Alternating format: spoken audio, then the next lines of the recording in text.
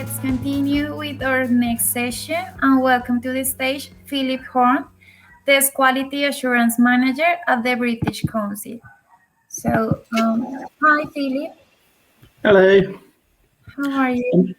I'm just trying to work out my screen share. Is that because I can't do the slideshow at the moment? Yeah. Do you see it on the screen? Yeah, the first slide, but it's not. Hang on. Now it's working, I think. Okay, I think that's what. Is that working? Yes. Okay. Okay, so a little technical glitch, but I think it's working. My name is Philip. I'm a test quality assurance manager for global assessments at the British Council. And this afternoon, or this morning, depending where you are, I'd like to talk to you about a validity case for procedural assessment literacy for EFL professionals. It's not stopped working again. Oh, hang on. It's running away from me like a horse. Okay, so before I start then, I'd just like to talk a little bit about definitions. So what we mean when we say English teachers, because it is quite broad. English teachers work in many diverse different contexts. For instance, they may work in a private language school, they may work at a university, they may work at a state school, they may work at state schools in English-speaking countries, in countries where English is an L2. So many, many diverse contexts. But for this particular study, I was focusing particularly upon what we might call EFL teachers. So this would be teachers who maybe work for private language schools, the non-state sector perhaps, and typically their training background may be a Cambridge certificate, commonly known as the CELTA, or maybe a Trinity TESOL. And that was what I was particularly interested in looking at, that particular demographic. So to start then with some definitions of what assessment literacy actually is. So here are some definitions I've picked out from various academic journals, from DeLuca and Klinger, from Imbar Lowry. So you can see these are all to do with using assessment practices and having some kind of theoretical knowledge of how to measure what students are learning. But what's interesting is that definitions do vary. So it's nominally very simple, I think, to define what assessment literacy actually is. But when you start looking at the details, it becomes a little more complex. So Glenn Fulcher, for example, he defined it as not only this background knowledge of being able to create tests and familiarity with testing processes and so on, but also looking at assessment literacy in a principled context. And that means how it could relate to historical, social, political, philosophical frameworks, and understanding really why practices may have arisen as they have, to understand what role testing plays, not just in schools, but in society, wider society as well. This is a useful conceptual framework that he developed. So you can see there are 3 steps, 3 rungs. So practices at the bottom, where we're looking at language testing in practice as it sounds, and then a bit higher up, how that's informed by principles and concepts, so the theoretical understanding which guides practice, and then at the top, so the wider historical, social, political, philosophical frameworks that I mentioned a little earlier. Another definition, another conceptual framework, this time by Pill and Harding, 2013, they saw assessment literacy as being on a cline. So there are shades of assessment literacy, so to speak. You have number 1 at the bottom, illiteracy, where you have no familiarity or understanding with language assessment whatsoever, up to multi-dimensional literacy, at the top. So these people would be your professors, your researchers, your statisticians, and so on. What I would like to focus on in particular, though, are the middle stages, 3 and 4, functional literacy and procedural literacy. So functional literacy, this is where I'm going to argue that most teachers find themselves. And that is a sound understanding of basic terms and concepts. And then you have procedural literacy, which is an understanding of central concepts in the field and being able to apply that knowledge in practice. And I'm going to make a case that that's where teachers need to be. So I wanted to have a look at what teachers knew, so where teachers were essentially in their assessment literacy. So to do that, I adapted a survey that Fulcher himself used, and it was a self-assessment survey. So the teachers I gave this to looked through this list. So as you can see, there are various different categories, things like interpreting scores, understanding key concepts such as validity and reliability and so on. And they rated themselves where they thought they were, from 1 being not familiar at all up to 5, which would be expert level. And I gave this to 2 different demographics for comparative purposes. So one were a group of IELTS examiners in China, and another were at an EFL publishing house. So you can see the examiners are in that sort of brown burgundy color, and the publishing house are in green. So they all self-assess themselves. And you can see that for aspects such as preparing learners to take tests and classroom assessments, they're rating themselves from a functional to a procedural literacy stage. When you get to more specialized aspects such as test analysis and educational measurement and use of statistics, it comes a little bit lower, but you would expect that probably because those are quite specialized jobs. And probably pushing more towards sort of that sort of expert level of assessment literacy that we looked at as well. So what does this mean? Well, so teachers, when they're asked to self-assess their assessment literacy, they do rate themselves around a functional level stage. So you can see here the mean score they gave themselves is 3. So 3 would equate, we can say, to a sort of functional literacy. But in some categories, it is pushing a bit higher. So you can see, especially group 1, you can see there are some categories there which are pushing towards procedural literacy. However, the limitations, of course, with self-assessment tools is that we can't necessarily expect people to know what they don't know. So I wanted to give them a little test as well to see if teachers really were pushing towards procedural literacy. So this was just a quick questionnaire I gave them to try and gauge familiarity with key testing concepts such as validity and reliability. For the most part, those central concepts are understood in broad strokes, you can see.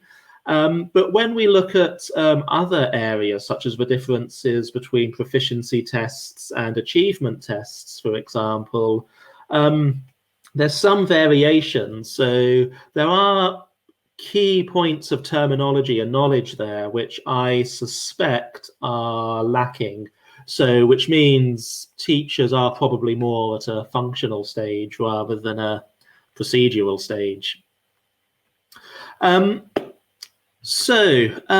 I'm going to argue, however, is that if teachers are only at a functional stage of assessment literacy, that could be a threat to test validity.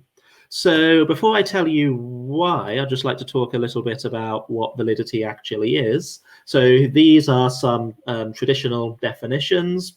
It's the extent to which a test measures what it claims to measure. So a speaking test is a speaking test, whether it fulfills its purpose. So whether it effectively rates student speaking performances if it's a speaking test, and so on. So the extent to which it distinguishes between test takers and so on. But I think this view of validity is actually becoming increasingly outdated. So Barry O'Sullivan, for example, 2015, he was looking at the relationship between validity and a test. So in the traditional view of validity that we looked at just now, it's seen very much as being a property of the test. So a test is, you can say a test is valid or it is not. But more recent thinking is that validity is not just to do with the test itself, but it's a property of decisions based upon test performance. So the focus now is much more upon test use rather than the test itself. So in other words, a test is not in and of itself either valid or invalid, but it all depends how it is used, what kinds of decisions are made, how well these are justified, and so on. So from the results of this small-scale survey I did, what we could infer, so I feel that EFL professionals, at least in this study, are generally around the functional literacy stage, but also they are unaware of the nature of the knowledge gap which exists, which is perfectly normal. I'm not criticizing them in any way. Testing is a specialized area, it is a niche area, but there is a gap there, I think, between, so not quite understanding what testing actually is, the nature of the beast, so to speak. So what I would like to do, if I ever find the time, would be to do this as a formal piece of research. So I would conduct more robust future investigations. But I think this is a hypothesis that you can work towards at the moment, that assessment literacy below a procedural level constitutes a threat to test validity. So if we think of validity as a chain, for example, a chain is only as strong as its weakest link.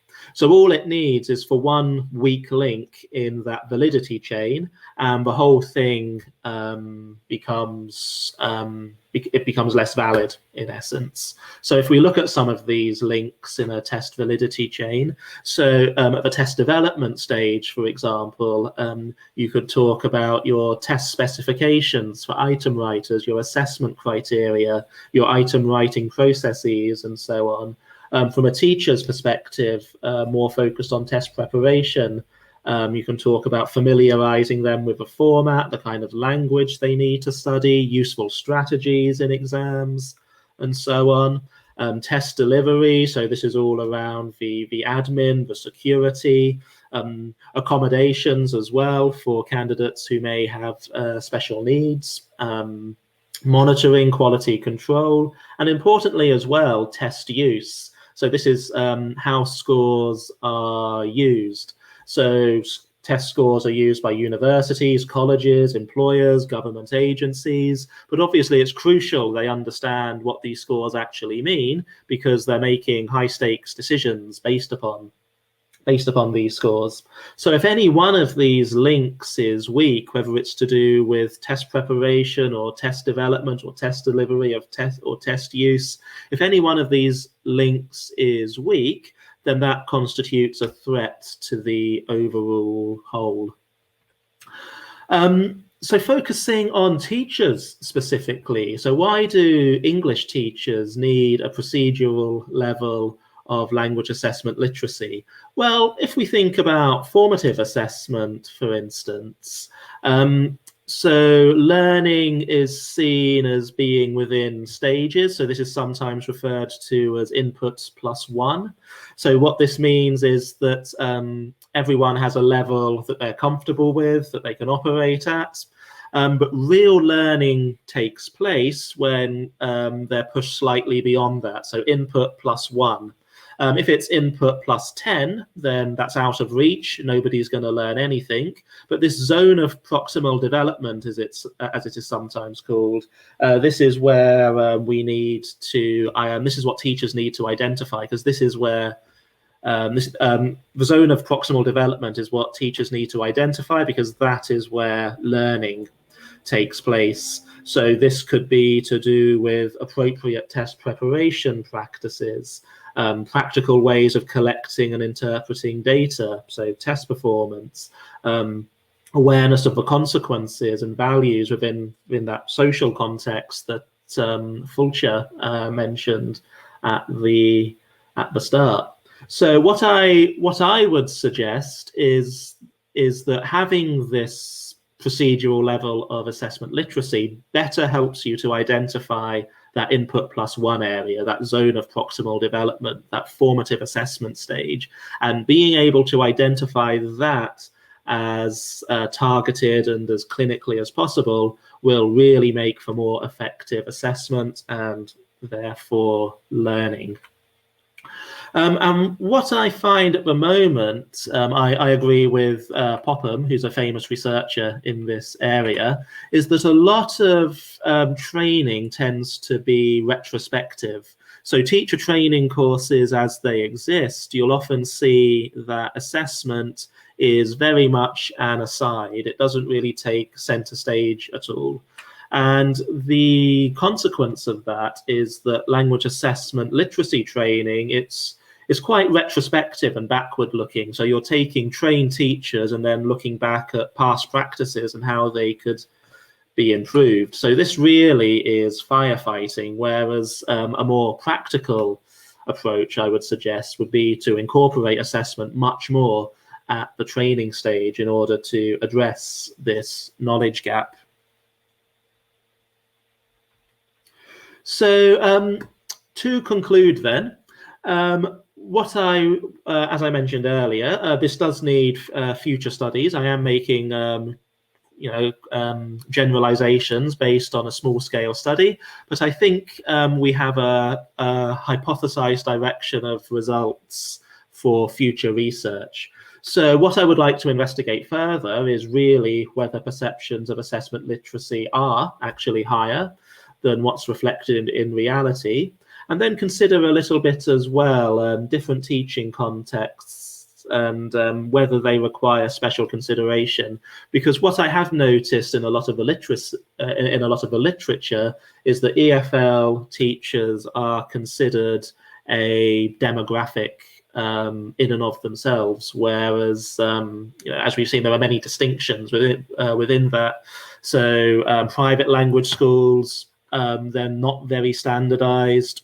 Business owners are free to do pretty much as they please. So it's a very difficult context to standardize, and obviously assessment is all about standardization. But what I would submit to you, ladies and gentlemen, just to finish, is that if validity is about test use, and if teachers are part of the validity chain, which I think they indubitably are, then teachers are in danger of making less valid decisions and inferences regarding student ability and progress.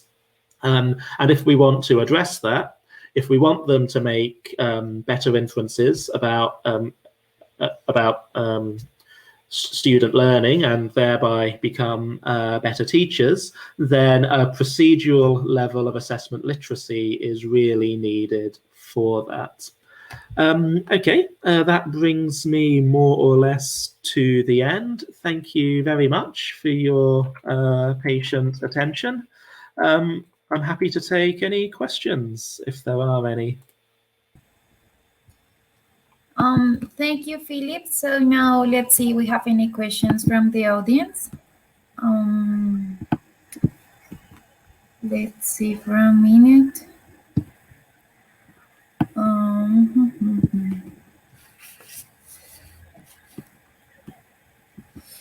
Okay. Meanwhile, I have a question for you. One part of that you mentioned is that the assessment literacy includes the how the people are familiarized with the test, for example. So, do you think this can influence in the way people or in the result a person get at the end of a test or a exam or whatever? Do you think if the person doesn't know how the exam works could affect their development? If a test taker doesn't know how the exam works? Yes. Yeah, I think test-taking strategies are a very important part of test preparation. Of course, it's always very important to decide what those strategies are. So, because if it's just memorization, for example, then it becomes teaching to the test, we can say. So we want to make sure that teaching is developmental, I think. So if you're teaching to the test, or you're just training students in how to answer particular questions, then that's often something where you can foster negative washback, because it's not how learning best takes place. So learning is something that's it's because learning is something that's it's much more of a process, obviously. Whereas if you're just focusing on a single product like a test, then that makes test preparation less effective. So rather than, for example, if it's a speaking test, rather than giving students, different long turns to memorize and regurgitate, it's better to focus on how to speak. So we need to understand what does it mean to be able to speak well. So how do we keep going? How do we link ideas in extended speech? And these kinds of strategies are much more developmental, and therefore with positive washback, I think. Does that answer your question? Yeah, thank you, Philip. Now we have a question from Victor. He said, what actions can be taken to help teachers develop procedural assessment literacy in the next years? Yeah, so it's always useful, I think, to have some concrete suggestions. So, like for example, if teachers are going to be if teachers are all going to be assessing their students, then it's useful for those teachers to agree on the marks they're giving. So and the tests they're giving. So if a student has one teacher, they would get the same mark they would as if they had had another teacher. So one way to do that, for example, this is something I talked about with my colleague Elena Rossi in the pre-conference workshop, is to have some kind of system in place where teachers agree how they're going to assess students, what they're going to use students, what they're going to do to produce items, to review items, to revise items, how they're going to interpret the results. All of these need to be decided and standardized. And there's no one right way of doing that, but it's good to have systems in place that sort of standardize these decision makings, I think. Okay, thank you. There is a question from Gladys, and I think I'm going to mix this question with another question with Aidan. How do you see procedural assessment literacy and different ages teachers teach? And how does it work when you apply on large groups? So I'm just reading the questions myself. Okay, don't worry. So yeah, so the question from Gladys was, so procedural assessment literacy and the different ages teachers teach. Yeah, I mean, when we talk about assessment, I mean, assessment can be something as simple as saying, just saying informally to a student, yes, that's good, good job. I mean, that is a form of feedback, that is a form of assessment in a way. So younger learners, assessment tends to be a lot more informal with younger learners, but they still have that learning gap. I mean, I think every learner in the world has that input plus one category. So I think no matter what age the learner is, it's still important to sort of push them slightly beyond what they're able to do, so that real learning and development takes place. It's just the ways that we do it are probably different for different ages. So younger students, it will be more you want materials designed for young learners, for instance. So, these tend to be sort of highly communicative and colourful and everything. Whereas with older students, depending what they're doing, if they're working towards an academic trajectory, for example, then sort of how to work on writing essays and how to give presentations and this sort of thing. So the tasks will be different, but I think the concept would remain the same for different ages. So a question from Aidan. Was it the same question? So British Council. Yes, I used to teach in the British Council network. It's a big question, but what would be some good ways to improve across a... Yeah, I mean, like the British Council network, it's... yeah, I mean, when I worked in the British Council, when I worked in a teaching centre, I have to say a lot of the assessment that we did it wasn't quite as standardised as it could have been. This is, so this is about 10 years ago now I was teaching, and I don't know how things have changed in the meantime. But if we're talking about a large demographic such as the British Council, then I think there is scope for teaching centre managers, at least at the teaching centre level, to make sure that teachers are consistent in what they're doing. So I think teachers need to meet. They could be doing an inset session, for example. They can agree what they're going to assess, how they're going to assess it. It's good to have if resources permit, for example, double raters, where sort of two people mark an essay, for example, and they compare marks and make sure that they're standardized. So these are the things that go on in high stakes testing. So it's things like reviewing the reviewing tests that teachers produce, making sure that raters are standardized. These are all very important processes that high stakes testing boards adopt, but it's looking at what those processes are and thinking how they could be adapted to a to a teaching context rather than a testing context, if that makes sense. Okay, Philip, there is one more question. It's from Anai Rakib. Can you shed light on construct validity? Shed light. Oh well, shed light on construct validity. Well, I mean, validity in general is it's a huge concept, and so as I mentioned a little earlier, no one can agree on what it actually is, but or sort of how to define it. But construct validity specifically is the theoretical. Is the theoretical understanding of what it is you're testing. So, for example, if you want to create a listening test, then you need to know what listening is. So what's going on in people's head as they listen, and it's listening and reading as well. They're invisible cognitive processes, so we can't see what's happening inside people's head. Sort of how they interpret and understand things that they listen to or how they read.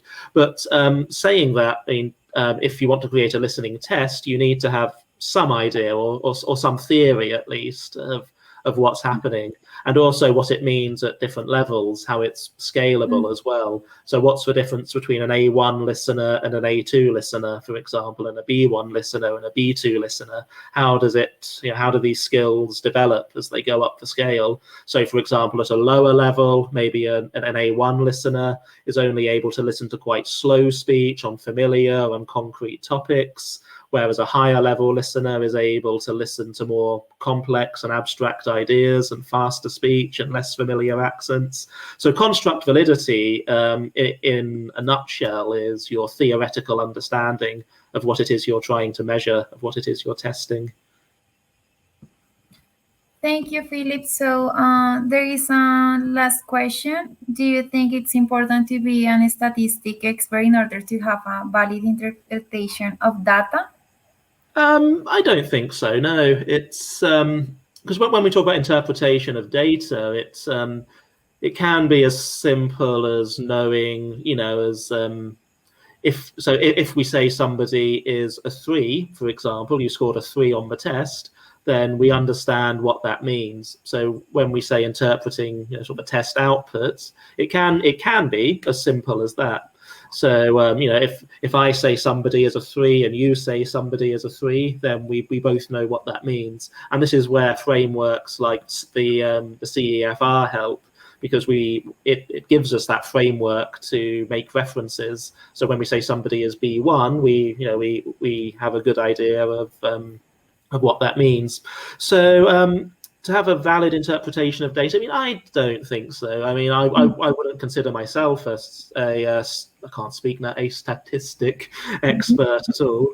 I do data analysis. I have shall we say, a foundational level of knowledge, but I'm by no means an expert.